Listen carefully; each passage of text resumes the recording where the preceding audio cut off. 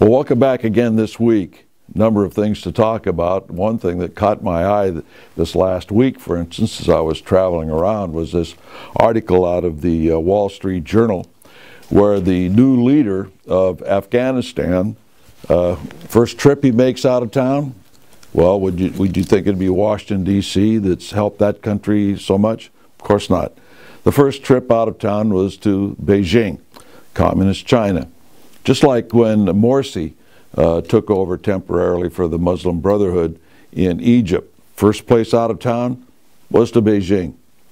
So they know that something is going on and that the world powers, the world people that make, the shakers and makers of the world, so to speak, are moving a lot of things towards communist China. So much so that we've helped them reap the rewards in Afghanistan. We sent men and women into harm's way in Afghanistan, and who's reaping the rewards of the mineral rights, the contracts to build highways, that sort of thing? The Chinese. As a matter of fact, for a while we were there, we were guarding the roads in and out of the copper mine area to ensure that the Chinese wouldn't be harassed as they mined the copper. I don't think that's going on now since we've moved our men out, but I don't know who's guarding the Chinese now, but the Taliban doesn't like this. You know, the Taliban doesn't like anybody. They don't like Chinese, they don't like Russians, they don't like the United States. So when they see anybody coming in to exploit their country, they get a little bit irritated and start attacking them. And so we were protecting the Chinese for a while. It wouldn't be surprising to me that they're moving in Chinese security forces to start that process at this juncture.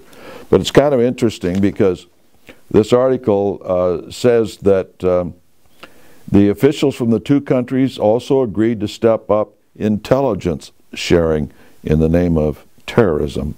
So we're starting to see there. And also, by the way, they said they're trying to build closer ties with China. So we see a merging, if you will, of these two countries now that we've gone in and saved the country from the Taliban, from the extremist Muslims. We'll see how things progress in Afghanistan, but it looks like it's going to become a Chinese satellite. Thank you very much, Washington, D.C. It's not the only case things like that happen. The Chinese are getting a lot of the blame for hacking that goes on in the United States. And in reality, the real hackers, the real experts at hacking are the Russians. In fact, here's another case out of the Wall Street Journal. It says, hacking trail to Russia. So it leads to Russia. So they say that the sophistication of Russian hackers is way beyond what the Chinese can do. Probably that's why people notice the Chinese doing it, and they don't notice the Russians doing it, because the Russians are more sophisticated in this thing.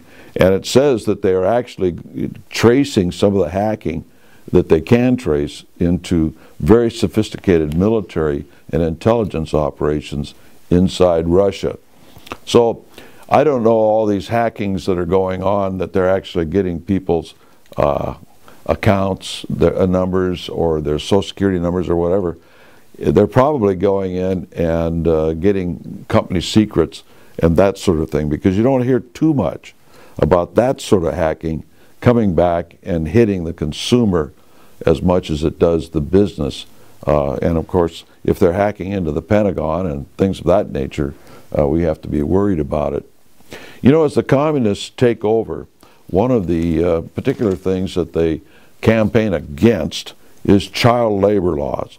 They don't like children working at a young age and that sort of thing.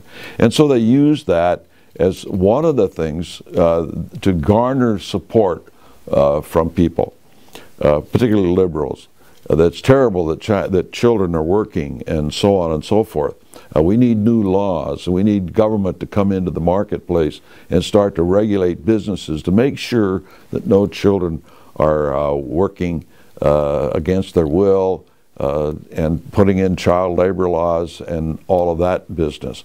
It's gotten so bad that even farmers today in some areas can't even use their children under certain circumstances to work on the farm. It's a bit ridiculous until the communists take over. And once the communists take over, then things change. Here in Bolivia, it says Bolivia's new legal laborers, children. And now they've got 10-year-olds going out and laying bricks and that sort of thing. It's funny how the communists will have one set of standards when it's used to propel them into power, but once they're in power, those set of standards disappear and all are exploited, whether it's men, women, children, whomever. And if they can't exploit them, they get rid of them. That's something that we don't see much, hear much about today since Cambodia. But the slaughter of innocents in countries that the communists have taken over is historical. It won't take anyone very long to look that up who may not have heard these things because they're under 25 years of age. But it is a serious problem. Another thing that's kind of cropped up just recently is that the European Union has sent a bill to the English. The headline says, EU warns UK, meaning the United Kingdom, to pay bill.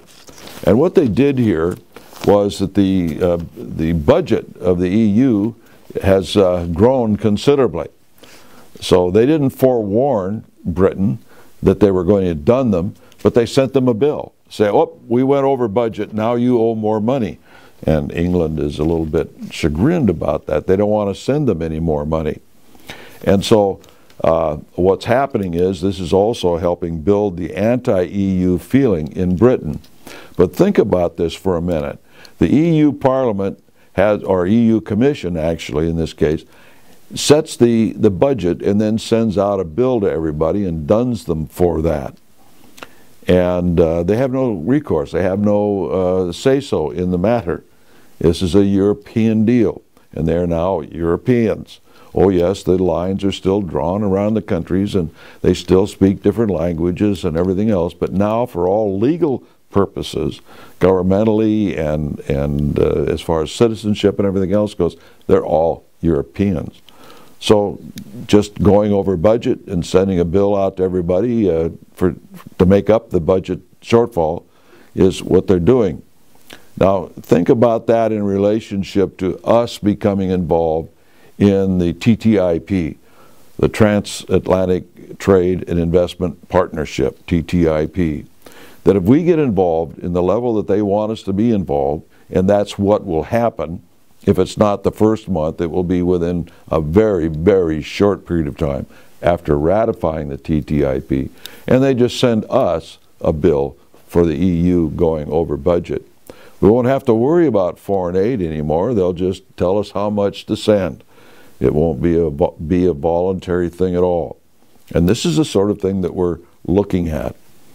Ultimately, what we will see is Western Europe, Central Europe, even Eastern Europe being all one country. And as the director of public relations in Bonn, Germany told me, for the EC, the European Community, they'll be bigger than we will, geographically and economically, and they'll just drag us into this thing, kicking and screaming whether we like it or not. His words. And so that is just one example of what can happen when you get involved with the European Union, which they're trying to do through these treaties. A lot of you out there still do not understand the gravity of the TTIP and the Trans-Pacific Partnership, the TPP. They are very dangerous to the future of the United States, our independence, our being able to make decisions by ourselves, so on and so forth. The Republican victory that is about to take place is not going to change anything. Nothing will change in the direction that we're going, particularly when it comes to foreign policy. The Republicans who are running for president or are thinking about running for president have already come out in public statements or in letters saying they are going to support these treaties. They are very, very dangerous.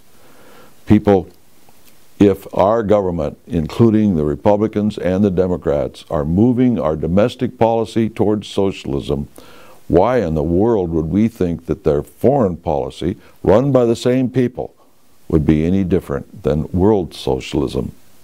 It's something to ponder on. Until next week, we'll see you then.